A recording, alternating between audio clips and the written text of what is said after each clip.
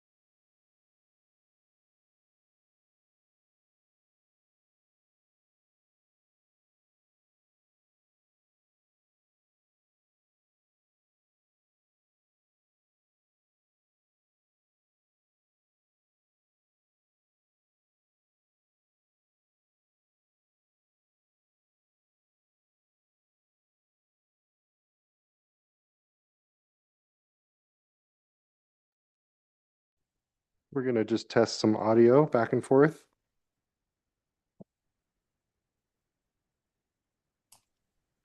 Can you hear me?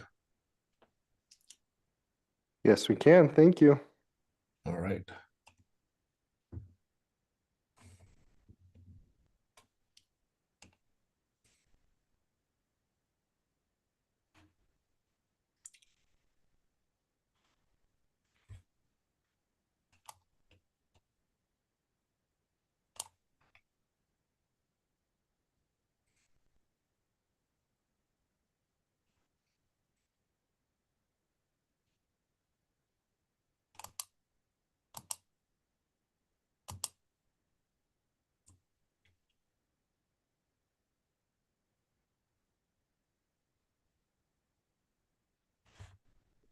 Seconds.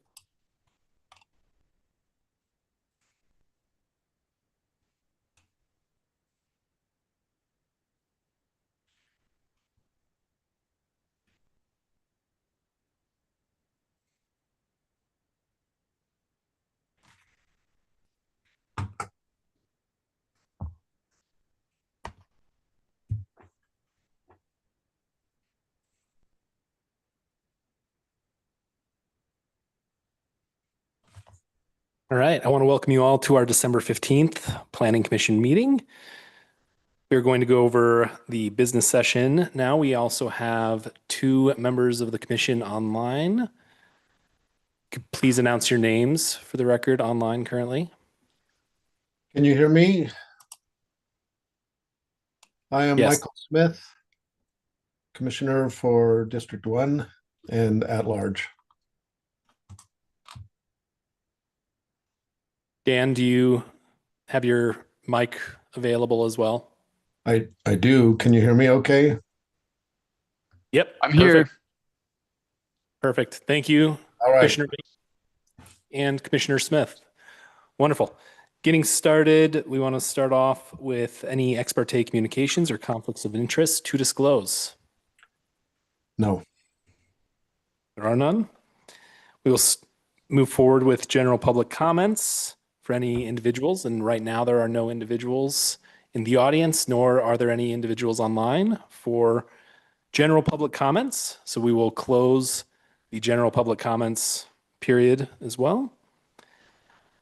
In 3.0, we've got the business items, which is 3.1, public hearing for the general plan, water chapter, review and discussion of the water use and preservation element, which outlines the city's coordination with regional water providers, identifies watershed protection priorities, and recommends long-term water conservation strategies. Yeah, thank you. So I've got a quick PowerPoint that I'll share just to summarize the changes from the last meeting. So if you remember in the last meeting, Sam was here and presented this chapter. There were a handful of comments that commissioners had, and he went ahead and made those edits, which were outlined in the staff report as well tonight. But here we'll just quickly go through. So here you'll see in the red boxes, he added a just wording change to say historic rapid population growth. They're in the white text. And then the mission statement, he replaced watershed with water resources. That's one of the comments that you all had. And then on page 15, he added the second bullet under short-term strategies, explore opportunities to have a city representative on the Public Utilities Advisory Committee of Salt Lake City Department of Public Utilities to elevate Cottonwood Heights' voice in the decision-making of the department. And then he added infrastructure monitoring in that fourth bullet that you see there on the second line. So those were two notes that were made. And then the last one is adding as needed to the short-term strategies for goal 4. And those were all the edits. So everything else is the same as when you saw it last time with these modifications. And then with that, staff recommends that we forward a positive recommendation to the council so that they can review and adopt this chapter prior to year's end. So any questions, comments? Great. Thank you for putting that all together since our last meeting. Commissioners, any further comments on this? I have essentially a question versus a comment. What is our legal relationship with the water supplier? Has that ever been defined? I mean, there's an agency relationship of some kind, and I'm curious what is our relationship? Yeah, What is their obligation? What is our obligation? Yeah, I'd have to check with our attorney's office. I'm guessing there's an interlocal agreement to provide services, but I would have to go back and look. I'm sure that was all established when the city incorporated and has been renewed on an ongoing basis. But I could find out and bring some answers back for you for that. And I guess as a side note, the larger comprehensive general plan update is still ongoing, so we can certainly revisit this chapter as needed. And amend and update anything in here when we update and adopt the larger general plan, if that makes sense. So you can consider this a first take at getting something on the books, but it's certainly not off the table as far as the more comprehensive update goes. Okay. The other comment I had is I think that the water conservation goal is admirable. I hope we can achieve it, but I'm just curious, does the commission feel it's a pretty optimistic goal? Any thoughts? I think it's very optimistic. My question still is how do you compute? How do you do it? Well, there are four factors that can be or not be included in per capita, which is what we're talking about, per capita water use. Mm-hmm. There's residential, commercial, institutional, and industrial. Mm-hmm. And every city or county seems to quantify per capita use in a different formula. Some use just residential, some do residential and commercial, some put them all in. it's not standard through the state. And in my looking at it, you'd have to change the statute in order to do that. The suggestion was made that the state engineer be given that power to do that. And apparently at this point, he or she does not have that power. The legislature would have to cut a bill that would do that. So I don't know that we'll solve that problem anytime in the near future. I guess all that we can do is figure that however Salt Lake Public Utilities computes it for our area, that's how we'll be able to use it. I think with the efforts to move towards kind of compliance Oh, yeah. during the end of the year, We I have think any this is power. going to be a very interesting discussion for the general plan into We- perpetuity. And also just looking at some studies, especially with some larger scale developments that we're going to be having, maybe look at some additional studies as well as get that data from Salt Lake City Corp. Yeah, my other bit of heartburn, I guess, if you will, is that we really don't have an opportunity to change much because we have so little land left to develop. And about the only thing that we have in order to change our water consumption is education and try and get the populace to do some things that will cut down the water supply usage. But other than jawboning them, we really I'm just- haven't got a lot of power. I'm just curious I think education is great. The more that we can contribute to that, I think that the better the results. But I'm not sure that education in and of itself will accomplish what we hope to accomplish over the years. I'm probably a little biased here, but I think there needs to be a financial incentive for consumers or businesses to change the way they utilize water, which is probably the single most important issue that we're facing. It affects everything else, economic development, land use. I mean, everything is affected. And it doesn't look like we're off to a good start this year. I might just add here that recently we've had a change in the rate structure.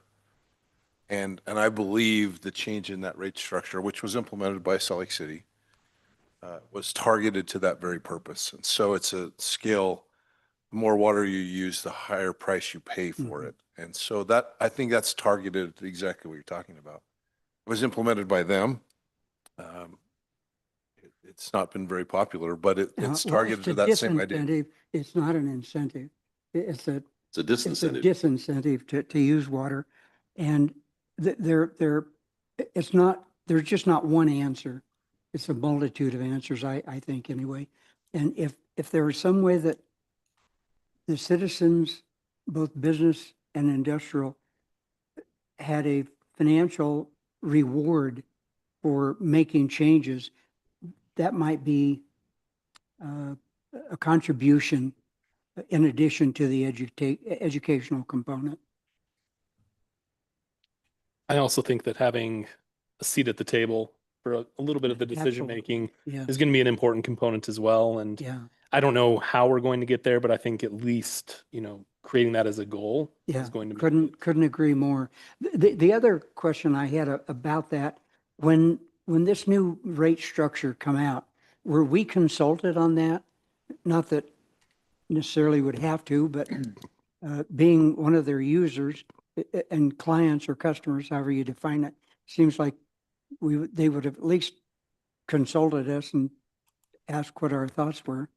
Yeah, that I don't know. I wasn't here when that happened, but I'm guessing that as part of their public process, they would send a notice to folks. I mean, I don't know if it's the same as like a truth in taxation thing, but I don't know if the residents or customers were provided notice of that prior and an opportunity to weigh in on at a public hearing, perhaps.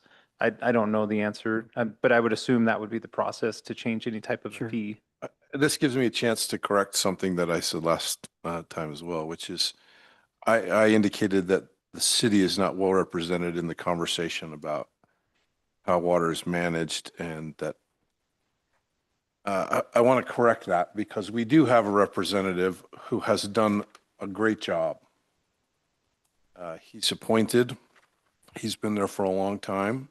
I didn't mean to cast any doubt on what he's done because he's been very dedicated and he's come and reported to the city council every year for many, many years where he's faithfully served.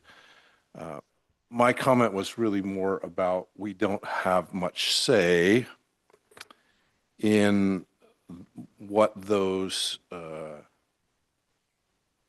what we pay for water.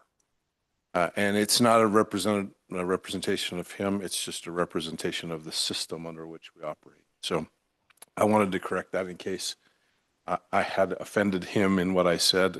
I meant that not in any way to offend. He's done a great job. It also looks like we have a hand raised online. Yeah, that's me. Thank you. Just a couple of comments and reactions to this. I agree with Commissioner Polson's angst about the difficulty in measuring what we're after here. However, I do think that the goals that are laid out in this document are achievable without drastic compulsion or other things going on. So I'm not opposed to the goals that have been laid out, and I think with some good education, it seems to me that there are ways to enhance our water use practices that will be beneficial in terms of conserving the water and making wise use of it. I think there are a lot of sprinkler systems and other things that could probably be repaired and updated and refined so that we're not wasting water.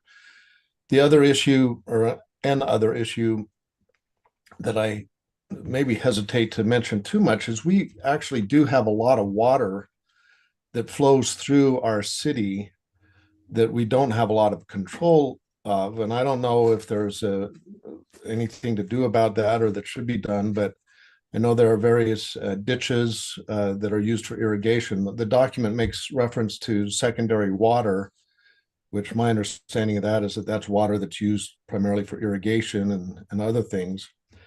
Some people, including myself, are fortunate enough to tap into that secondary water that comes through one of these ditches that flows through the city. I know there's at least 2 or 3 of those that people have access to, or some people do. You have to pay a price to get in on that, but it's a pretty good deal. But that's a lot of water. I mean, every springtime I see thousands and thousands of gallons just flowing by my home. And that is water that, I don't know what the parameters are on that. If it might be, some of that might be redirected towards some of the things that we need in Cottonwood Heights. Anyway, that's just a thought. And my feeling is that I think with some education and some incentives, I think we can make some real progress.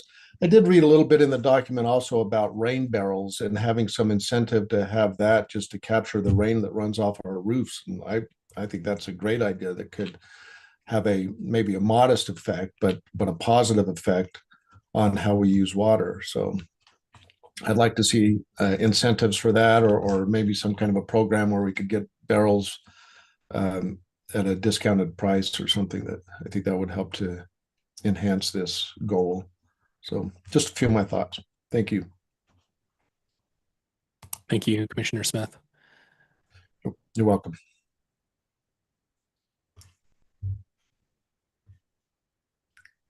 So I think with the feedback that was given last meeting and the opportunity to make additional adaptations into the general plan moving forward, I think this is a good step forward.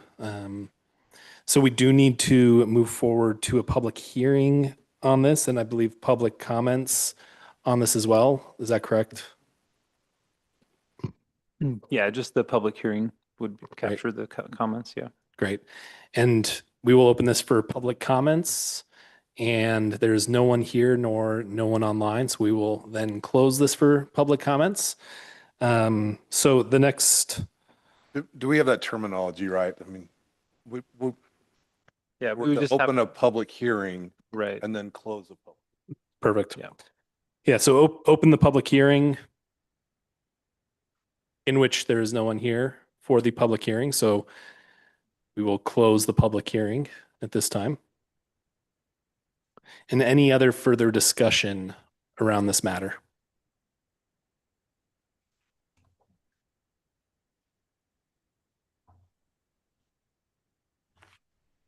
If there is none, we will entertain any motions at this time. I move that we forward a recommendation of approval to the city council for the water use and preservation element of the general plan based on the finding listed in the staff memo and attachment dated December 15th, 2025. Wonderful. We have a first. Do we have a second to I'll this? second it. Thank you. We have a first and a second. All in favor for forward Aye. recommendation, Aye. please say aye. I, Aye. Aye. Yeah, Mr. Chair, I think because some folks are online, we may need to do a roll call vote. Okay, Just perfect. after that. Thanks. Just so I get everybody's names right. All right. Commissioner Smith, Aye. Commissioner Mills, Yes. Commissioner Polson, Yes. Commissioner Shelton, Yes. Commissioner Barnes, yes, Commissioner Lugo, Yes. Commissioner Steinman, yes. We will move that forward to the council. Next on our agenda, we have consent agenda for approval of December 3rd, 2025, commission minutes. Has everybody had a chance to review these? Yes.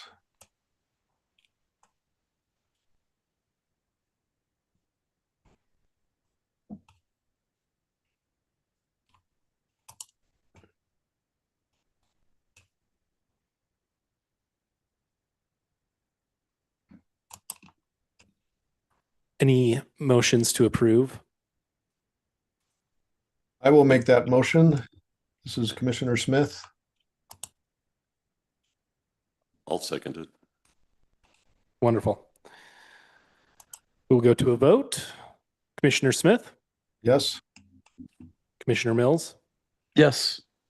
Commissioner Polson, Yes. Commissioner Shelton, Yes.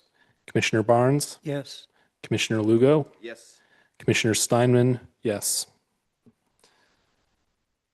All right, we've got one last motion for the evening. I move that we adjourn. All in favor? I. Aye. Aye. Aye. Aye.